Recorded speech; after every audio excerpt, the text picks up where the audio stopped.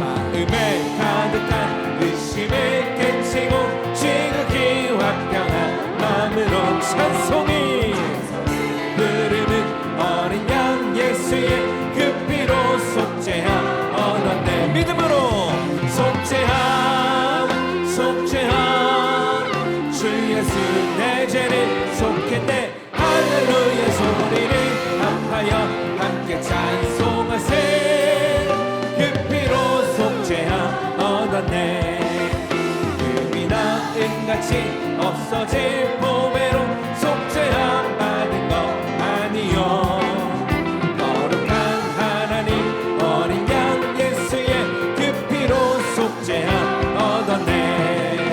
속죄함 속죄함 주 예수 내 죄를 속했네.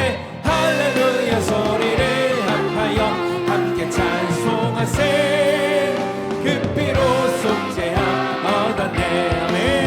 나 같은 죄인이 용서함 받아서 주 앞에 옳다함 얻음을 확실히 믿기는 어린 양 예수의 그 피로 속죄함 얻었네. 속죄함 속죄함 주 예수 내 죄를 속했네. 할렐루야 소리를 합하여 함께 찬송하세. 그 피로 속죄함 얻었네. 거룩한 천국에 올라간 후에도 넘치는 은혜의 찬송이 기쁘게 부르는 어린 양 예수의 다시 한번 사절로 거룩한 천국에 올라간 후에도 넘치는 은혜에 주님 앞에 기쁘게 부르는 어린 그 피로 속죄함 얻었네. 아멘. 속죄함 속죄함 주 예수 내 죄를 속했네. 할렐루야 소리를 합하여 함께 찬송하세. 그 피로 믿음의 고백으로 속죄함 속죄함 속죄함 주 예수 내 죄를 속했네. 할렐루야 소리를 합하여 함께 찬송하세. 그 피로 속죄함 얻었네. 할렐루야. 오늘 우리를 정결케 하시는 주의 보혈 앞에 믿음의 고백을 주님 앞에 큰 박수로 한번 올려드립시다. 할렐루야. 우리를 깨끗게 하시며 주의 길로 인도하시니 감사합니다.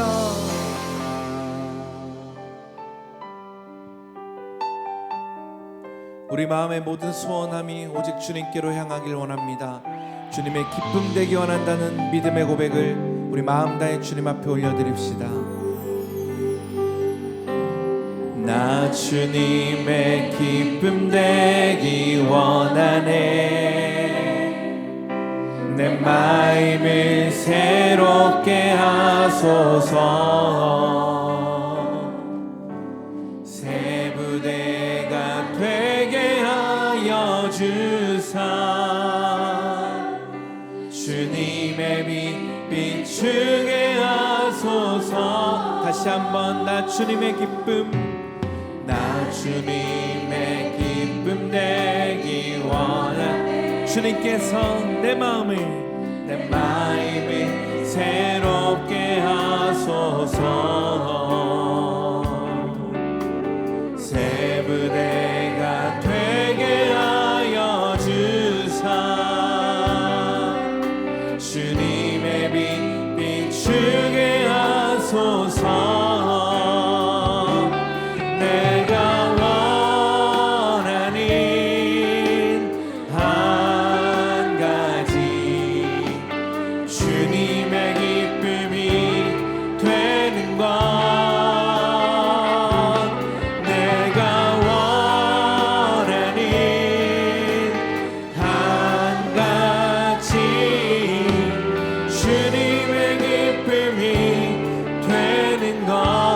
겸손히 내 마음 드립니다. 겸손히 내 마음 드립니. 오 주님 나의 모든 것 받으소서. 받으소서.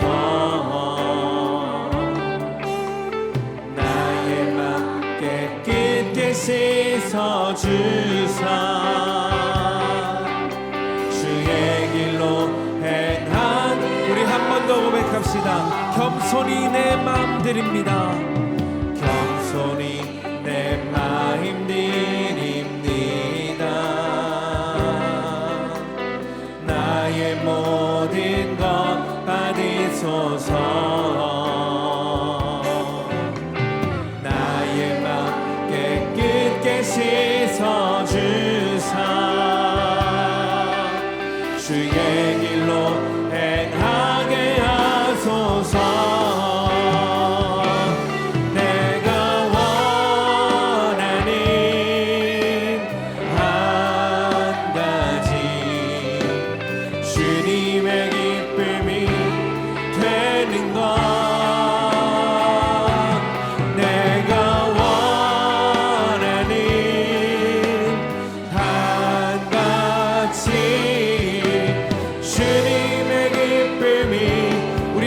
자리에서 일어나 고백합시다. 할렐루야.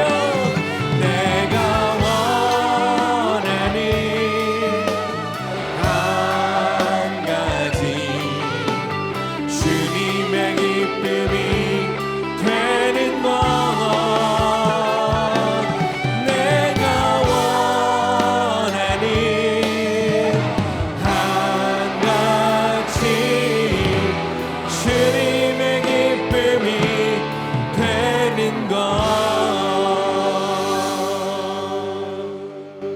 지난 주일에 이어서 오늘도 그가 내 길을 살피지 아니하시냐라는 제목으로 하나님 말씀 나누겠습니다. 하나님의 임재라는 책에 있는 내용입니다. 그 내용을 제가 좀 이해를 돕기 위해서 약간 의미는 그대로고 내용의 의미는 그대로지만 각색을 해서 여러분들에게 말씀을 드리겠습니다.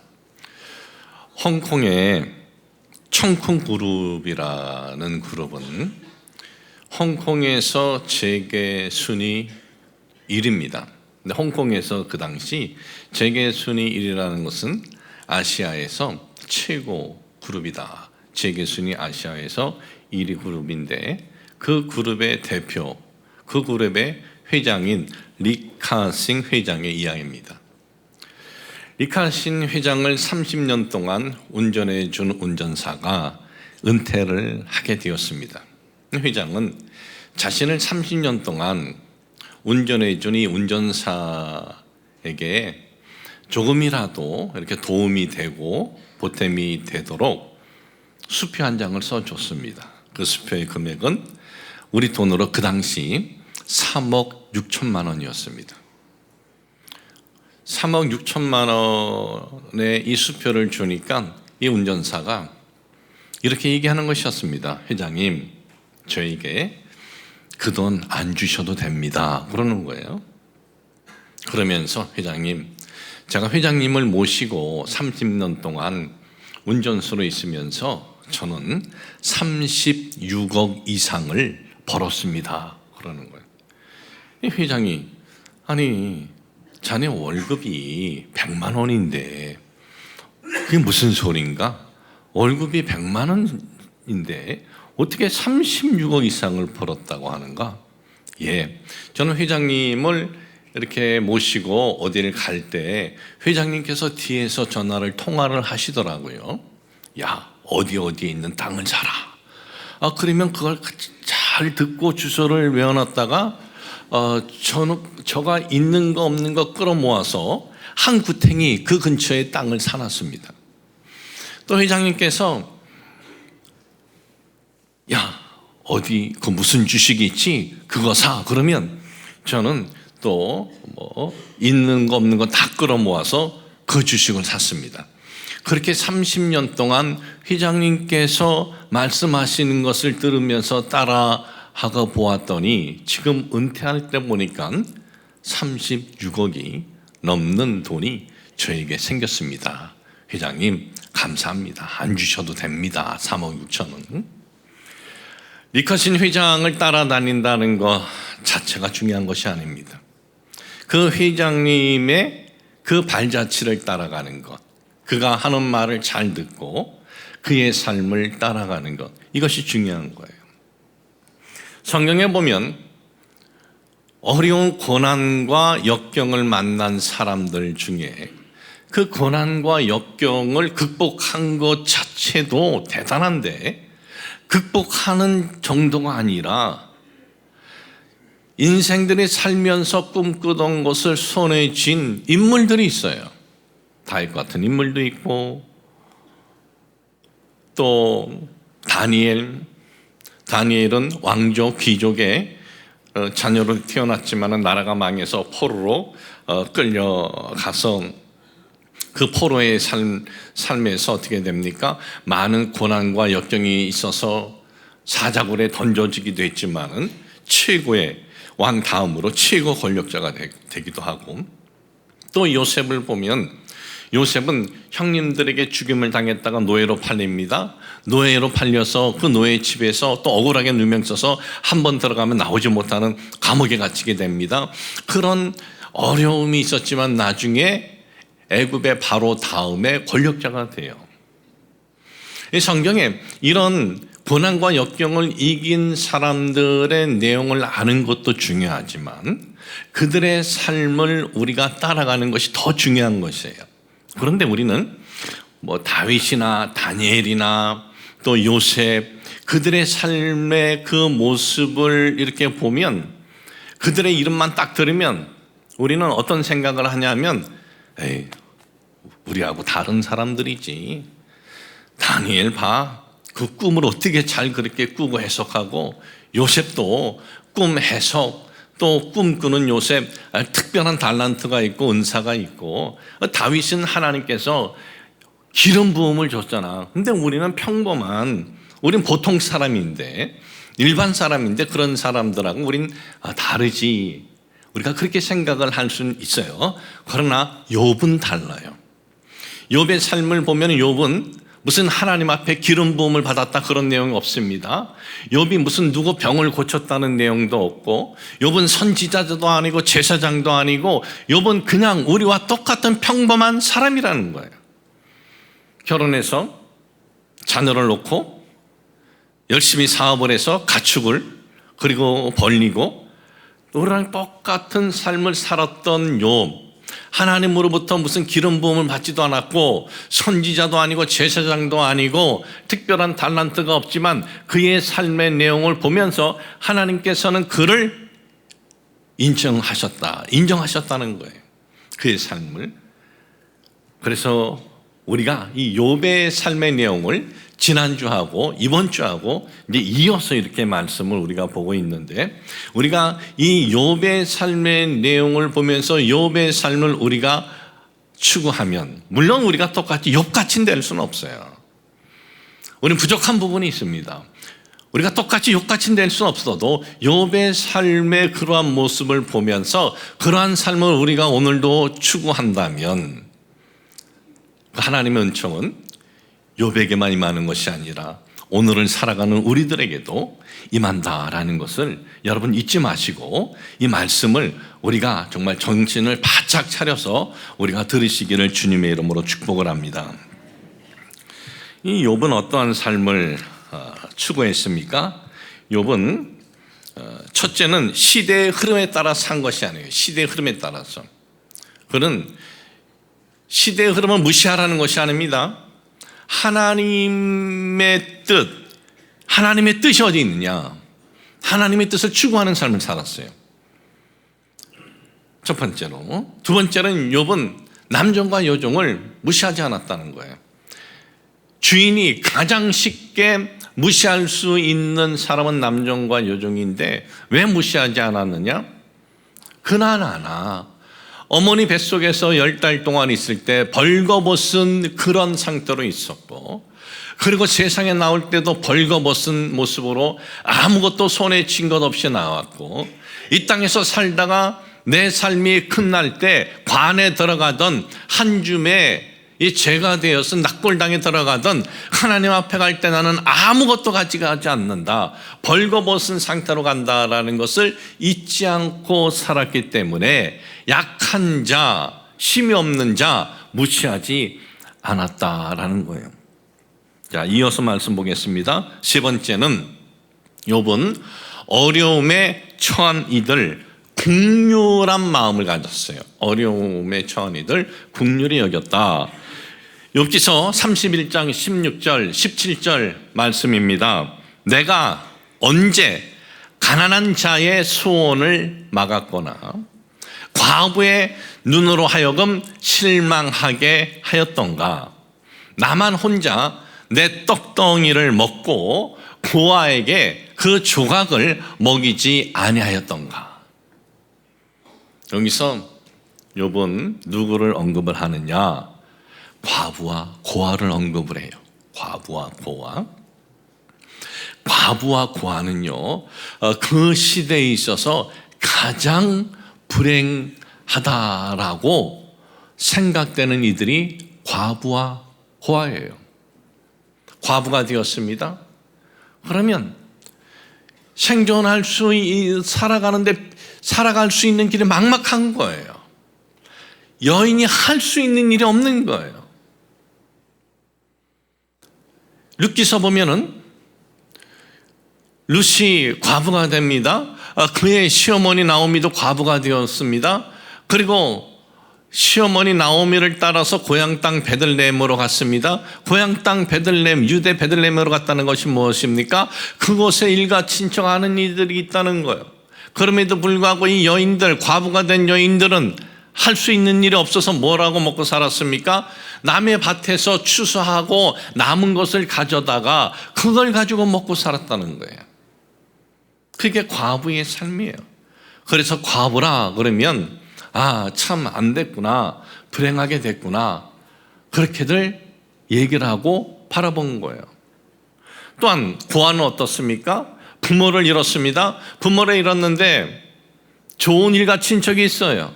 그래서 그를 양자로 데려갑니다. 그러면 살 수 있는 거예요. 그런데 좋은 일가 친척이 없습니다. 그러면 홀로 세상에 떨어져서 혼자서 살아야 되는데 어떻게 살아요? 이 고아가 그냥 동냥하면서 사는 거예요. 그래서 과부가 되었다, 고아가 되었다 하면은 가장 불행한 사람이다, 그렇게 얘기를 하는데, 이 과부와 고아를 볼 때 욥은 어떤 마음과 눈을 가졌냐? 긍휼의 마음과 긍휼의 눈을 가졌다라는 겁니다. 여러분, 이 세상에는요, 어려운 환경에 처한 사람들이 있어요. 어려운 환경에 처한 사람들. 그런 어려운 환경에 태어난 이들도 있을 것이고, 또 자신에게 어떤 잘못으로 인해서 그런 환경을 만난 이도 있을 것이고, 또 어떤 사고로 인해서 그런 환경에 처한 이도 있을 거예요. 그런데 우리는 그들이 그런 지경에 처한 것에 대해서 우리가 판단의 눈과 판단의 마음을 가지면 안 돼요. 우리는 판단의 마음과 판단의 눈을 갖는 것이 아니라 우리는 어떤 눈과 어떤 마음을 가져야 되느냐? 긍휼이에요, 긍휼. 긍휼의 마음을 갖고, 그리고 우리가 도울 수 있는 범위 안에서예요. 범위 안에서 긍휼을 베푸는 삶을 추구해야 되는 거예요.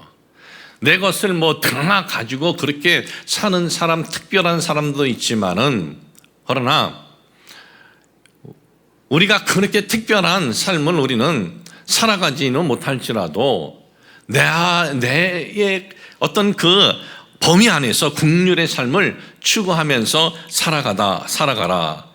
그가 어떤 예기치 않은 사고를 만나서 그렇게 되었던, 아니면 스스로 어떤 선택을 잘못해서 그렇게 되었던, 우리는 그런 이들을 볼 때 긍휼의 마음, 긍휼의 눈을 가지고 보시기를 주님의 이름으로 축복을 합니다.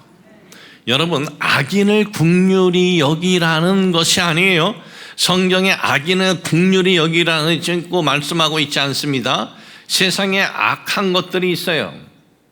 자신의 이익을 위해서 다른 사람을 무너뜨리고, 그리고 뺏고, 또한 큰 은혜를 받았는데 은혜를 원수로 갖고 그런 사람들이 있어요. 그런 사람들을 긍휼히 여기라는 것이 아니에요. 악한 이들은 긍휼히 여길 필요 없어요. 고아와 과부예요. 그런 이들을 긍휼히 여기는 삶을 추구한다? 왜 그런 이들을 긍휼히 여기라고 성경은 말씀하고 있을까요? 긍휼을 받는 이들을 위해서, 긍휼을 받는 이들, 좀 도움은 될 거예요. 그런데 성경이 우리에게 너희들 긍휼히 여기는 삶을 살라 이렇게 말씀하시는 데는요, 우리를 위해서예요. 우리가 긍휼히 여기는 삶을 살면 위에 계신 분이, 하나님이 우리를 긍휼히 여겨주셔요. 하나님이 우리를 긍휼히 여겨주시는 것뿐만 아니라 긍휼히 여기는 삶을 살면 우리의 삶에 어떤 일이 일어나느냐? 긍휼을 받을 때 일어나지 않아요. 긍휼히 여길 때 우리의 삶에 기쁨이 일어나요. 우리 마음에. 그리고 평안이 임하고 감사가 임해요. 도대체 왜 그래요? 우리가 선하지 않은 구석이 있는데 왜 그래요? 우리는 선하지 않은 구석이 있어도 인간은 하나님에 의해서 창조되었기 때문에 인간 자체의 한 구석에는 하나님 마음이 있어요. 하나님 마음이 있기 때문에 우리가 긍휼히 여기는 그러한 삶을 살면은 이상하게 내 속에 평안이 있고 기쁨이 있고 감사가 있는 거예요. 그래서 여러분, 우리가 긍휼히 여기는 삶을 사는 것이 우리에게 복이다라는 것을 잊지 마시길 주님의 이름으로 축복을 합니다. 자, 네 번째, 욥은 미워하는 자, 욥을 미워하는 자를 저주하지 않았다. 욥기서 31장 29절 30절 보니까 내가 언제 나를 미워하는 자의 멸망을 기뻐하고 그가 재난을 당함으로 즐거워하였던가. 실상은 나는 그가 죽기를 구하는 말로 그의 생명을 저주하여 내 입이 범죄하게 하지 아니하였노라 그랬어요. 본문에 보면 욥을 미워하는 사람들이 있대요. 여러분, 욥이 어떤 삶을 살았습니까? 욥은 하나님의 뜻을 추구하는 삶을 살았어요. 시대의 흐름이 아니라 하나님의 뜻을 추구하는 삶을 살았다는 것은 선을 추구하며 살았다는 거죠. 그리고 욥은 어떤 삶을 살았습니까? 남종과 여종, 죄인으로서 가장 막대할 수 있는 남종과 여종에게도 어떤 마음을 가졌습니까? 너나 나나 알몸으로 태어난 인생들, 그 알몸으로 하나님 앞에 간다, 이것을 잊지 않고 살았어요. 그러니까 인격적으로 대하면서 살았다는 거죠. 그리고 욥은 또 어떠한 삶을 살았습니까? 과부와 이 고아, 세상에서, 그 시대 세상에서 가장 불행하게 된 이들을 판단한 것이 아니에요. 얼마든지 판단할 수 있는 위치에 있지만은 판단하는 것이 아니라 긍휼한 그 눈을 가지고, 긍휼의 마음을 가지고 살았다라는 거예요. 자, 그러면 이런 삶을 살면 사람들이 박수쳐줘야죠. 응원해줘야죠. 축복해줘야죠. 그런데 인간사는 그렇지 않습니다. 이러한 삶을 살아도 돌을 던지는 사람이 있습니다. 이러한 삶을 살아도 뒤에서 욕하고 그리고 나쁜 말을 하는 사람들도 있어요.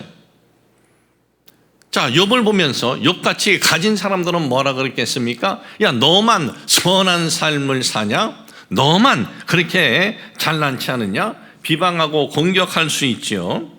어려운 사람들은 어떻습니까? 어려운 사람을 도와줬어요.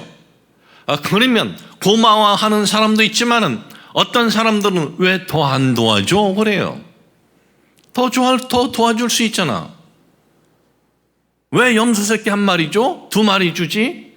하면서 받은 것에 감사하는 것이 아니라 더 내놓으라고, 더 내놓지 않을 때는 비방하는 사람도 있어요.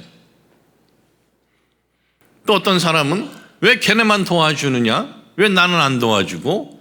나에게도 좀 도와줘. 그리고 그것이 이루어지지 않을 때는 그 사람을 향해서 돌을 던져요. 여러분, 우리가 살아갈 때 미운 사람이 없으면 좋겠는데 이런 일이 겪을 때 마음이 어떻겠어요? 미운 마음이 일어나죠. 저 사람은 저렇게 도움 받았는데 감사하지 않고 어떻게 더 내놓으라고 그러는가?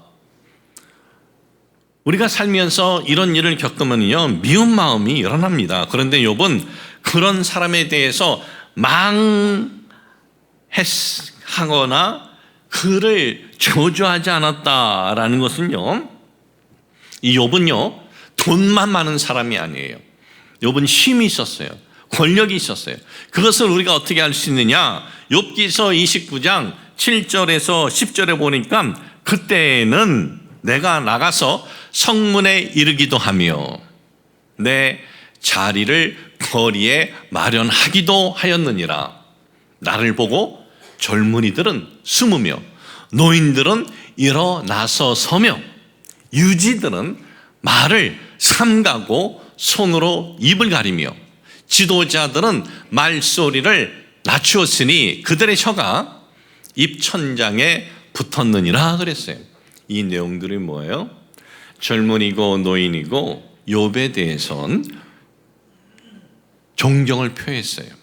유지들, 지도자들, 영향력이 있는 이들도 욥에게 함부로 하지 않고 말을 조심했다라는 거예요.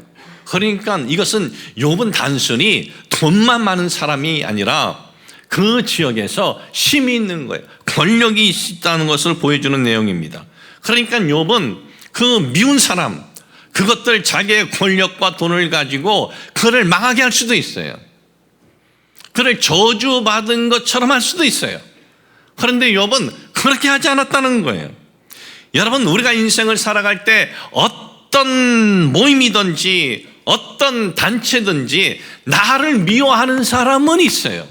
우리는 미움받는 삶을 살지 않는 것을 추구해야 되지만은, 그러나 나를 미워하는 사람은 늘 어디든지 있어요. 그런데 나를 미워하는 그 사람이 있을 때 그 사람에게, 그 대상에게 우리 너무 에너지를 쏟지 말고 그 미워하는 사람에 대해서 집중하지 마십시오.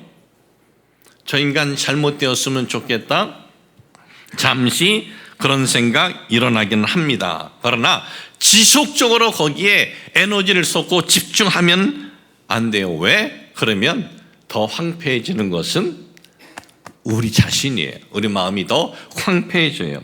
우리는 그런 생각을 갖는 것이 아니라, 그런 것에 내가 집중하고 에너지를 쏟는 것이 아니라 내 삶에 더 집중을 하고 내 삶에 더 충실하시기를 축복을 합니다.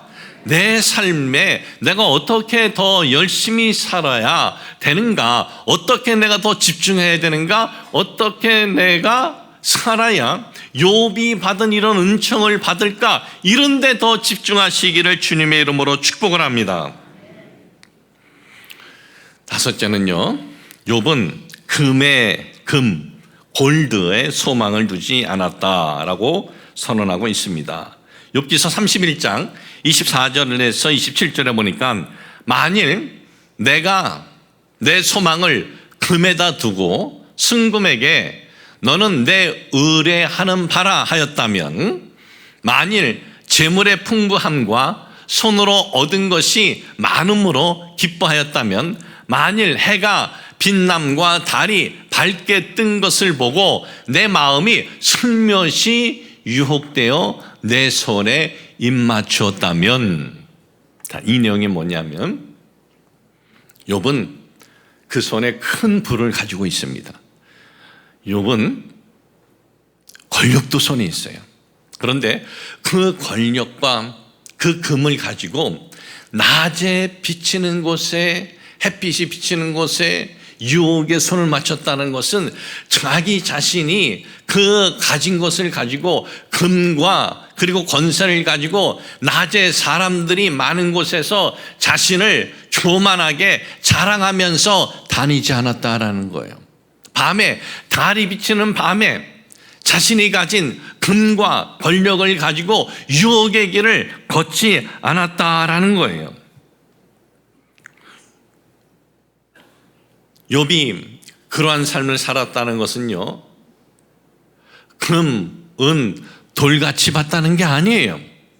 세상엔 누가 금과 은을 돌같이 보겠습니까? 누가 권세를, 지위를 돌같이 보겠습니까? 사람은 살아가면서 금은 귀하게 봅니다. 지위, 권세,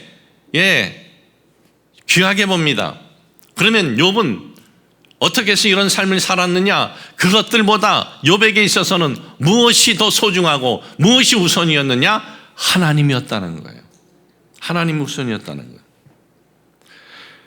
욥은 지금 상황은 어떻습니까? 고난으로 인해서 모든 것을 다 잃고 말았어요. 만일 욥의 삶에 하나님이 우선이 아니고 금의 모든 것을 다 걸었다면, 욥의 삶에 자신의 그 권세의 모든 것을 다 걸었다면, 자, 금도 다 잃었어요. 권세도 다 잃었습니다. 건강도 잃었습니다. 자신의 자녀까지 잃었어요. 어떻게 됐겠어요? 정신줄 놓았죠. 미쳐버렸죠. 완전히 돌아버렸을 거예요. 그런데 욥은 정신이 흐트러지지 않아요.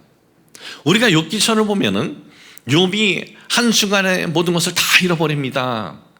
친구들이 찾아옵니다. 그 친구들하고 주고받은 내용이 욥기서 대부분인데, 그 주고받은 내용들을 보면 욥의 정신은요, 흐트러지지 않아요. 정신이 또박또박 정확히 그는 살아있어요. 여러분, 이런 환경에 있으면은요, 마음은 아픕니다. 눈물도 흘립니다. 그리고 속도 상하고 가슴이 답답합니다. 그런데도 그 찾아온 친구들과의 대화를 보면은 정신이 흩어지지 않았습니다. 왜? 욥은 금, 은 필요 없다가 아니고 지위도 필요 없다가 아니고 그 모든 것보다 그에게 있어서 가장 중요하고 소중한 건 뭐냐? 하나님이었기 때문에 그래요. 하나님이었기 때문에. 여러분, 오늘 우리 인생의 소망과 우리 인생의 가장 소중한 것이 과연 무엇인가? 다시 한번 여러분들이 정말 확인해 보시기를 바랍니다. 여러분, 우리의 인생에 가장 하나님을 소중히 둬라, 하나님을 가장 중요시 여겨라, 이것은요, 하나님을 위해서가 아니에요. 우리를 위해서요. 우리를 위해서. 하나님은요, 하나님을 위해서 우리에게 이렇게 하라 하신 이유도 없어요. 하나님은 스스로, 하나님은 자신을 위한 거 마음대로 다 하실 수 있어요. 그런데 우리에게 어떤 말씀을 주셨을 때는 유일하게 하나님의 형상으로 창조된 우리들을 위해서 그런 말씀을 주시는 거예요. 왜 하나님을 소망으로 두라 그럽니까? 여러분, 인생을 살아갈 때 우리가 참 어떤 원하는 것을 손에 줬는데 어느 날 그걸 잃어버릴 수도 있잖아요. 손에 쥔 걸 잃어버릴 수도 있어요. 또는 그것을 얻지 못할 때도 있어요. 그럴 때 우리는 쉽게 절망할 수가 있어요. 그러나 하나님을 소망으로 두면 그것을 손에 쥔다 한들 그것 가지고 교만하지 않게 되고, 그걸 손에 줬다가 잃어버린다 한들 그것 가지고 포기하지 않게 되는 거예요. 그렇기 때문에 하나님께 가장 소망을 두고 살아라 라고 말씀하고 있는 겁니다. 하나님께 소망을 두면은 지금 상황과 환경이 어떠한 형편에 있든지 그 상황과 환경이 우리를 쓰러뜨리지 못해요. 코넬리우스 라이언이라는 사람이 있습니다. 이 사람은 세계 제2차 대전 때의 상황을 가지고 소설을 썼는데, 이 세 개 소설이 아주 다 유명한 소설이고, 이 세 개 소설 중에 2개는 헐리우드에서 영화로 제작을 했는데 많은 시간이 흘렀는데도 불구하고 지금도 아주 역대의 위대한 그러한 작품으로 남아서 지금도 보여줘요. 제가 이 설교 준비를, 저는 이제 설교 준비를 미리 이렇게 해놓기 때문에 보통 한 넉 주권은 미리 이렇게 준비를 하고 이렇게 돌아보고 또 이렇게 하는데, 어제 우연히 TV에 보니까 그분이 쓴 그 소설을 배경으로 찍은 영화가 방영이 되더라고요. 이분이 쓴 소설을 보면은 지상 최대 작전, 일명 노르망디 상륙작전이에요. 이게 세계 제2차 대전을 이제 독일을 패망으로 가는 결정적인 이 작전이죠. 이 작전 또 하나는 베를린 함락작전이 있고 또 하나는 머나먼 다리. 이 머나먼 다리도 유명한 작품인데, 근데 그는 5년 동안 암투병을 했습니다. 그 암투병을 하면서 아침에 눈을 뜨면은 제일 먼저 하나님 앞에 이런 고백을 해요. 뭐 기도라고 할 수도 있고 뭐 고백이라도 할 수도 있는데, 하나님, 또 하루의 좋은 날을 주심을 감사합니다. 눈만 뜨면 하나님, 또 하루의 좋은 날을 주심을 감사합니다. 그러자 그의 아내가 물어봤어요. 아니 여보, 당신 지금 병중에 있는데 도대체 왜 눈만 뜨면 맨 처음에 하는 말이, 맨 처음에 하는 고백이, 하는 기도가 하나님 이렇게 좋은 하루를 주심을 감사합니다라고 하는데 뭐가 좋소? 그러는 거예요. 그러자 그가 이렇게 얘기를 합니다. 내가 좋은 건 첫 번째, 내가 눈을 탁 떴을 때 당신을 볼 수 있어서 좋아. 당신을 볼 수 있는 이 하루가 얼마나 좋은지 몰라. 남자들이 이럴 때는 눈에 불꽃이 튀겨야 되는데, 아, 저거구나. 나도 눈 뜨면 한번 저렇게 해보자. 예, 그러면 안 차려주던 밥도 차려줄 확률이 있어요. 예. 그리고 두 번째, 내가 눈을 탁 떴을 때 여보 왜 좋은지 알아? 우리 가족들을 볼 수 있어서 좋아. 우리 가족들을 볼 수 있어서 너무 좋아. 세 번째는 내가 왜 좋은가? 내가 이 병 중에도 내가 소설을 쓸 수 있어서 좋아. 이 병 중에 내가 지금 소설을 쓰고 있잖아. 이 소설을 쓸 수 있어서 좋아. 네 번째, 지금 내가 병 중에 있는데 이 병 중에 내가 낙심하고 절망하지 않고 이길 수 있는 의지와 용기를 주신 하나님, 너무나 감사해. 너무나 좋아. 그리고 마지막 다섯 번째는 이 고통 중에도 하나님 나와 함께 하시기 때문에 너무나 좋아. 너무나 감사하고.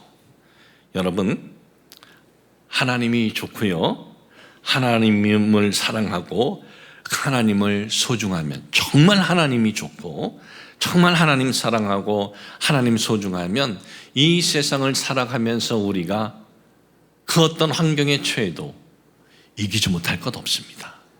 그 어떤 환경에 처해도 낙심 절망이 아니라 감사와 그리고 기쁨과 그리고 찬양이 임하게 되는 거예요. 사람은요, 왜 그런 마음이 있는지 아세요? 하나님이 가장 좋고 하나님을 사랑하고 하나님을 소중히 여기면 우리 속에 뭐가 작동한다 그랬어요? 하나님의 은혜가 작동해요. 하나님의 은혜가 작동하면 환경이 어떠하든지 감사할 것이 천지고, 그리고 마음의 평안과 기쁨이 임하게 되는 거예요. 욥은 너무나 삶의 힘든 어려움 환경에 처해 있습니다. 그런데 그는 그 힘든 환경, 그 어려움에 처했는데도 그는 어땠습니까? 미치지 않았어요. 정신줄이 놓지 않았어요. 왜? 그는 금과 은보다 하나님을 더 소중히 여겼기 때문입니다. 여러분, 금과 은을 벌기 위해서 여러분 열심히 애쓰십시오. 여러분 삶에서 어떤 사회의 지위를 여러분 얻을 수 있다면 열심히 지위를 얻으십시오. 그러나 이 세상 그 무엇보다 하나님보다 더 사랑하지 마십시오. 하나님을 더 사랑하고 하나님을 소중히 여기는 삶이 되십시오. 그러면 우리는 살아가면서 하나님이 주신 것을 가지고도 교만하거나 거만 떨지 않을 것이고, 우리가 살아가면서 뭔가를 가졌다가 놓쳤다고 할지라도 우리는 그것으로 인해서 낙심이 아니라 감사하며 그리고 하나님이 주시는 평안으로 살아갈 수 있게 될 것입니다. 저는 지난 2주 동안 이 욥의 이 삶의 이 내용을 함께 나눴는데, 여러분, 우리가 욥같이 똑같이 될 수는 없어요. 욥은 욥이고 난 나지요. 그리고 우리는 부족한 부분이 있어요. 괜찮아요, 부족한 부분이 있어도. 그러나 이 욥이 살았던 삶은 나도 추구해 보는 거예요. 그러면 마치 이방 여인이 우리 예수님께 예수님 상에서 떨어지는 부스러기라도 좀 주세요 라고 했던 것처럼 욥같이 똑같은 은혜는 임하지 못할지라도 부스러기 은총은 임할 수가 있어요. 부스러기 은총은 임하지 않는다 할지라도 우리의 삶의 내용이 의미 없는 것이 아니라 기쁨과 감사함으로 살아갈 수가 있다는 거예요. 사랑하는 성도 여러분, 시대의 흐름에 따라서 우리는 왔다 갔다 하는 것이 아니라 하나님의 뜻이 무엇인가를 추구하고 남종과 여종 무시하는 것이 아니라 우리는 똑같이 알몸으로 태어났고 알몸으로 돌아갈지라 이걸 잊지 않고 사는 거예요. 어려운 일을 당한 이들 판단의 대상이 아닙니다. 국률의 눈을 가지고 국률의 마음을 가져야 됩니다. 나를 미워하는 이들 늘 있어요. 너무 스트레스 받지 마세요.